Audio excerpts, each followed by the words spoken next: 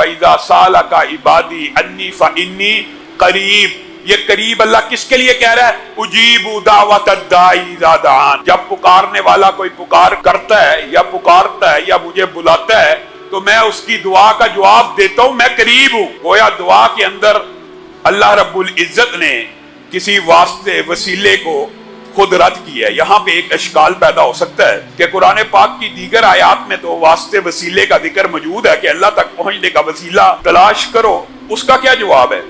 तो मेरे भाइयों ये बात याद रखिएगा, आज तासुब के बगैर शरअ सदर के साथ अहले हदीस का, अहले तौहीद का मौक़िफ़ समझे। अगर आपको बात समझ आ जाए कबूल कर लें, और अगर आपको समझ नहीं आती आप अपने दलाइल को मजीद रास्ता पे रास्ता करें, उनके ऊपर गौर फिक्र करें, मजीद दलाइल सामने लेके आए। कुरान और सुन्नत में वसीले के एतबार से तीन चीजें मिलती हैं कि जिन तीन चीजों का वसीला देकर अल्लाह रब्बुल इज्जत से दुआ की जा सकती है। वैसे तो इस आयत में इन्नी करीब के बाद अल्लाह ने साथ ही कौन सा अमल बताया? उजीबु दावतद दाई इज़ा दआन, किसी के गुमान में ये ना रहे मैं दूर हूं, मैं पुकारने वाले की पुकार का जवाब देता हूं। लेकिन साथ अल्लाह रब्बुल इज्जत ने तीन जायज अक़साम को भी बयान कर दिया और कुरान पाक में उनके सबूत और अहादीस में उनका सबूत मिलता है। अगर कोई चौथी किस्म हदीस से साबित है, हमारे सर आंखों पर हमने या हमें तो काई अहले हदीस जाता है, अगर हदीस आ जाए और उसके आगे हम अकल दौड़ाएं ये मुमकिन नहीं है। हदीस होगी सरे तस्लीम हम कर देंगे।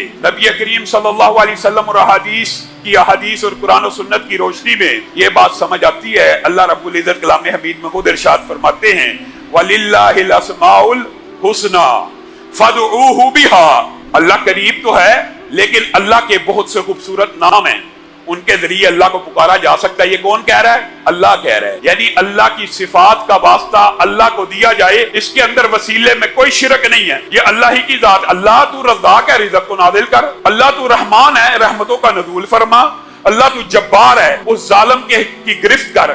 अल्लाह तू कहार है, वो जिसने मेरे ऊपर जुल्म किया उसको पकड़ ले। ये अल्लाह की सिफात है। अल्लाह को अल्लाह की सिफात का वास्ता दे के दुआ करना, इसमें किसी भी किस्म की कोई कबाहत की बात नहीं है। नंबर एक बात। नंबर दो बात ये है कि जात के वसीले के हवाले से हमारे यहाँ इख्तिलाफ, सिर्फ जात के वसीले के ऊपर इख्तिलाफ है और किसी नेक वली की दुआ के बारे में भी इख्तिलाफ मौजूद नहीं है। इसकी भी मैं वजाहत करूंगा। जात के ऊपर इख्तिलाफ है कि किसी की जात का वसीला नहीं दिया जा सकता। इसकी मिसाल अकल और मंतक के साथ भी है और हदीस से भी साबित है। मसलन नेक अमल कोई कारी साहब कर रहे हैं, कोई इमाम साहब कर रहे हैं, कोई मौलवी साहब कर रहे हैं, उन्होंने तो बड़ा नेक अमल किया, और एक गुनाहगार बंदा उठे और अल्लाह को के कारी साहब ने बड़ा अल्लाह ताला नेक अमल किया है, उसके नेक अमल की वजह से मेरा काम कर। एक बंदा उठे, वो मौलवी साहब और उलमा साहब बड़ा नेकी का काम करते हैं, उनकी नेकियों की वजह से अल्लाह मेरा ये काम कर दे।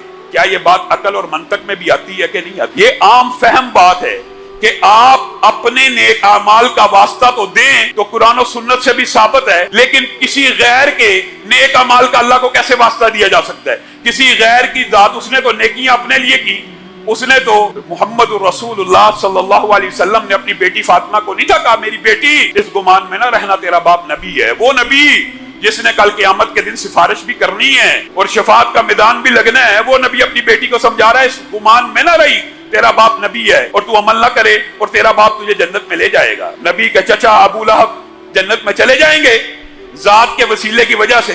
अमल मैं करूं, अमल हाजी साहब करें, अमल कारी यासीन साहब करें, अमल कारी अमजद साहब करें, और एक बंदा उठे कारी अमजद साहब ने 8 तरावियां पढ़ाई, अल्लाह ताला उसकी वजह से मुझे माफ कर